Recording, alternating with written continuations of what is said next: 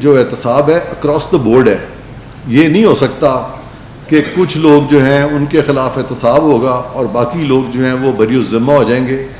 تو اس میں کوئی مقدس گائے نہیں ہے, اس کو ہم کہتے ہیں sacred cows. So there are no sacred cows, کوئی مقدس گائے نہیں ہے. اور یہ تمام لوگوں کو اپلائی کرتا ہے. اب یہ کن کن کو اپلائی کرتا ہے, کیونکہ آپ نے بعد میں مجھے سوال بھی کرنے ہیں, اس لیے میں وہ ذرا وہ پیرامیٹرز آپ کو بیان کر دوں کہ یہ اپلائی کرتا ہے ہولڈرز آف پبلک آفس کو, اور یہ اپلائی کرتا ہے ان تمام لوگوں کو جو کہ پاکستان کے باشندے ہیں. اس میں میگا جو اسکیمز ہیں, فائنینشیل اسکیمز, میگا منی اسکیمز, وہ بھی اس میں آتے ہیں. اور اس میں سیاستدان بھی آتے ہیں, ہولڈرز آف پبلک آفس میں بیوروکریٹس بھی آتے ہیں. لیکن یہ حاضر سروس جو فوجی لوگ ہیں ان کو اپلائی نہیں کرتا, ان کو ایکسپریسلی ایکسکلوڈ کیا گیا اس قانون کے زمرے سے.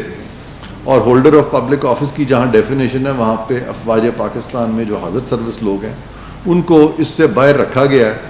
آپ سوچتے ہوں گے کہ کیا یہ ڈسکریمنیشن ہے کہ ان کو کیوں باہر رکھا گیا ہے.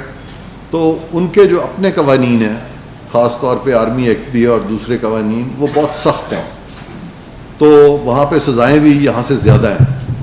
لیکن جب وہ ریٹائر ہو جاتے ہیں یا انہوں نے اگر کوئی ایسی ڈیوٹیز دی ہیں جو کہ فوج سے ریلیٹڈ نہ بھی ہوں, یا وہ ایسٹس ہی ایکوائر کر لیں ریٹائرمنٹ کے بعد سامنے آ جائیں, تو ان کے معاملے میں بھی نیشنل اکاؤنٹیبلٹی بیورو ہی میں یہ سارے معاملات جو ہیں نیب میں آتے ہیں. تو وہ بھی نیب سے بری الذمہ نہیں ہے. اب صرف ایک کیٹیگری ہے, وہ ہمارے سپیریئر کورٹ ججز ہیں.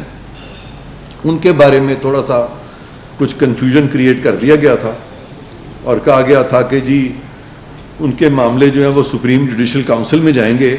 اور آج میں اس چیز کی بھی وضاحت کرنا چاہتا ہوں کہ سپریم جوڈیشل کونسل میں تو بالکل جائیں گے, ایک فورم بنا ہوا ہے. لیکن جہاں پہ کہ کرپشن کا ایسا عنصر ملتا ہے جس پہ کہ کرمنالٹی اٹریکٹ ہوتی ہے, فوجداری قوانین اٹریکٹ ہوتے ہیں کرپشن کے, تو وہاں پہ ان کو ٹرائی کیا جا سکتا ہے اس قانون کے تحت بھی. اب اس کی میں وضاحت کرتا چلوں کہ ابھی آپ نے دیکھا ہوگا پچھلے چند سالوں میں کہ یہاں پہ وزراء اعظم جو تھے ان کو ڈسکوالیفائی کیا گیا, اور ڈسکوالیفائی کر کے کہا گیا کہ جی اب یہ انہوں نے ایسے فیل کیے ہیں کہ اب یہ یہاں پہ نہیں رہ سکتے. ان کی وزارت عظمیٰ بھی چلی گئی, ان کی حکومتیں بھی چلی گئیں. لیکن ساتھ ہی ہماری جو عدالت عظمیٰ ہے, سپریم کورٹ, انہوں نے یہ بھی آرڈر کر دیا کہ ان کے کیسز جو ہیں یہ نیب میں جائیں اور نیب ان کے کیسز دیکھے اور پھر ان کے خلاف ریفرنسز بھی فائل ہوں اور اس کو منطقی انجام تک پہنچایا جائے.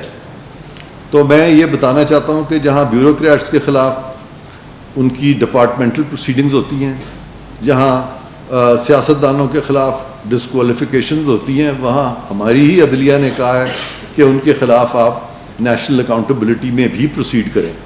تو ان سب کو جب میں اکٹھا کرتا ہوں تو جو سپیریئر کورٹ ججز ہیں ان کے معاملے جو ہیں بالکل وہ سپریم جوڈیشل کونسل میں بھی جائیں گے, اور وہ معاملے جو ہیں اگر اس میں کرمنل اوور ٹونز ہیں, کرپشن کا ایلیمنٹ آتا ہے, تو پھر نیشنل اکاؤنٹیبلٹی آرڈیننس میں بھی جورسڈکشن ہے نیشنل اکاؤنٹیبلٹی بیورو کو, اور وہ بھی اس چیز کو دیکھ سکتے ہیں. اور جیسے میں نے کہا کہ اس قانون میں کوئی بھی سیکرڈ کاؤ یعنی کہ وہ مقدس گائے اس قانون میں کوئی نہیں ہے.